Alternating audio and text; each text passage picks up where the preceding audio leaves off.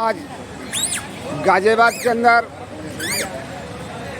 संत शिरोमणि सतगुरु कबीर साहब का 626वां प्राकट दिवस जन्म दिवस बड़े हर्षोल्लास के साथ मनाया जा रहा है। यहाँ पर बड़ी भारी संख्या में पश्चिमी उत्तर प्रदेश के, दिल्ली और हरियाणा के अनेक संत महंत साधु संत आए हुए हैं और उपासक लोग भी आए हुए हैं। आपकी मुलाकात कराते हैं जो साहिब कबीर के रास्ते पर चलते हैं, उनकी शिक्षाओं का पालन करते हैं। ऐसे बहुत सारे यहाँ धर्म प्रेमी आज आए हुए हैं।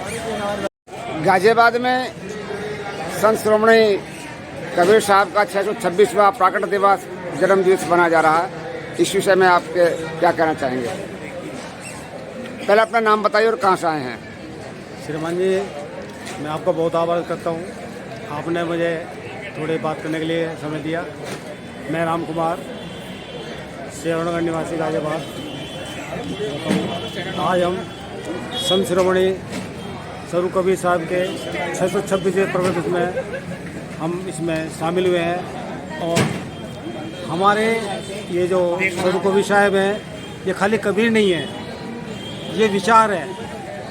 इसकी वजह से हमने आज तक चलते हमारे 626 साल हो गए, लेकिन फिर भी हमारा समाज और हमारे साथी कुछ भी बदलने को तैयार नहीं है। जो कि 600 साल पहले विज्ञान का बात करा था और कबीर साहब एक ऐसे पाखंड और कर्मकांड को विरोध करते हुए उन्होंने हमारे समाज को जगाने का काम किया। लेकिन फिर भी समाज जागरूक हुआ, लेकिन शिक्षा, चिकित्सा, रोजगार पे बहुत कम बात करते हैं। आज का जो युग है, ये आध्यात्मिक साथ साथ विज्ञान की बात भी बहुत ज़रूरी है, क्योंकि अगर विज्ञान पे, शिक्षा पे, चिकित्सा पे बातचीत नहीं होगी तो हमारे जो आने वाली पीढ़ी है वो कैसे प्रगति के रास्ते पर चलेगी। खाली आज के युग में जिस प्रकार से वाणियाँ, भजन चलते हैं, इसके साथ साथ हमें शिक्षा, विज्ञान पे भी हमारे बच्चों पढ़ लिख के कैसे अगली लाइन में पहुँचेंगे। कबीर साहब ने बहुत पहले कहा था कि पाखंड को ख़त्म करने के लिए हिंदुओं में जब सिकंदर लोधी का ज़माना था 6 साल पहले, हिंदुओं के लिए कहा था उन्होंने, पाथर पूजे हरे मिले तो मैं पूजूं पहाड़, और ताते तो चाकी बली पीस का संसार। और उसी समय मुगलों के लिए कहा था कि कंकड़ पत्थर जोड़ के मस्जिद ले बना, ताछड़ी मुल्ला बाग दे क्या भैरवा खुदा है। लेकिन फिर भी हमारी कम्युनिटी ने इस पाखंडवाद को छोड़ने को तैयार नहीं है, जिसकी वजह से आज हम और हमारा समाज पिछड़ता जा रहा है।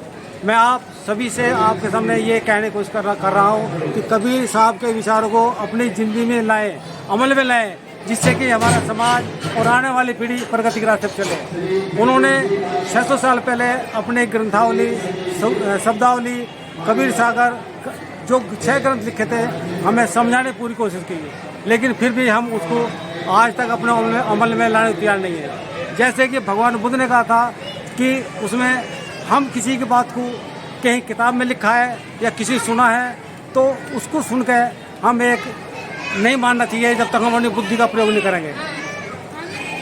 तो इसी के साथ ही मैं आपको इसी के साथ अपनी वाणी को बयान लगाता हूँ। साहेब बंदगी साहेब। कबीर साहब की प्रमुख शिक्षा क्या थी? कबीर साहब की प्रमुख शिक्षा है कि अहिंसा पे और हम नशे पे, जिस प्रकार से बुद्ध ने पंचशील में कहा है, ऐसी कबीर साहब ने 6 बातों को कहा है। हमें कोई किसी प्रकार का नशा नहीं करना चाहिए, मांसाहार का प्रयोग नहीं करना चाहिए, अहिंसा, हमें कोई हिंसा नहीं करनी चाहिए, हमें सदाचार रहना चाहिए, और हमें हमारे समाज के लिए जो व्यवस्था दी है, विचार दिया है, उनको हमें अमल लाना चाहिए। हो गई सर। आज गाजियाबाद में सतगुरु कबीर साहब का 626वां प्रकट दिवस मनाया जा रहा है। तो हम जानना चाहेंगे आपका नाम सर, कहाँ से आए हैं? साहब, मेरा नाम करण सिंह है और हरियाणा के फरीदाबाद से मैं आया हूँ।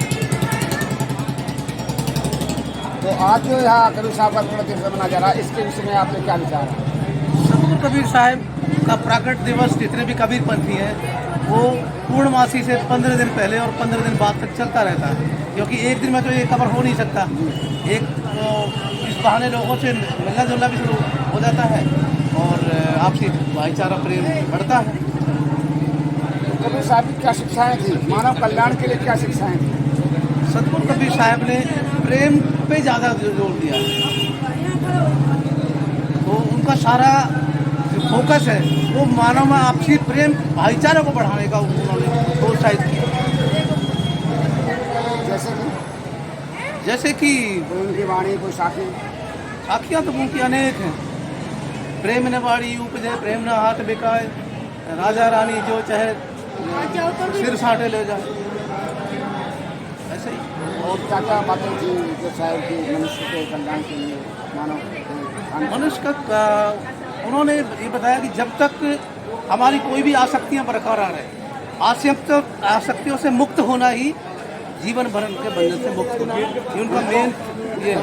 इनको बंदी छोड़ क्यों कहा गया? बंदी छोड़ इसलिए कहा गया कि जब वो सतगुरु कबीर साहब कबीर रूप में थे तो उनका एक बार बलक शहर में जाना हुआ। वहाँ पे जो बलक बुखारे का बादशाह था उसने कुछ ऐसे प्रश्न किए जो उनका सटीक जवाब नहीं दे पाते थे, उनको जेल में डाल देते थे।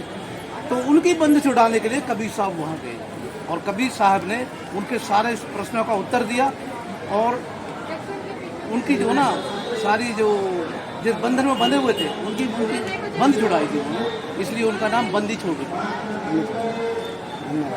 तो डॉक्टर बाबा साहब अम्बेडकर का परिवार भी कबीरपंथी था।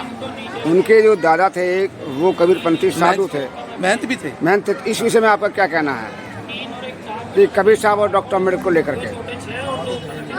डॉक्टर अम्बेडकर जो है कबीर साहब से बहुत प्रेरित थे, क्योंकि उनके स्वयं दादा जो है कबीर पंथ के महंत थे।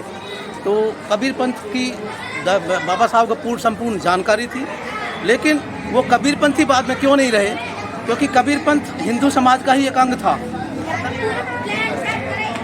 और बाबा साहब कसम खा चुके थे कि मैं हिंदू पैदा जरूर हुआ हूँ, क्योंकि हिंदू धर्म में छुआछूत है, लेकिन हिंदू मरूंगा नहीं। इसलिए उन्होंने बौद्ध धर्म को त्यागा। लेकिन बाबा साहब ने अपने जीवन में उन्होंने लेखनी से भी अपने वक्तव्य में भी कहा है कि उन्होंने 3 गुरु माने, बुद्ध, कबीर और ज्योतिबा फूले।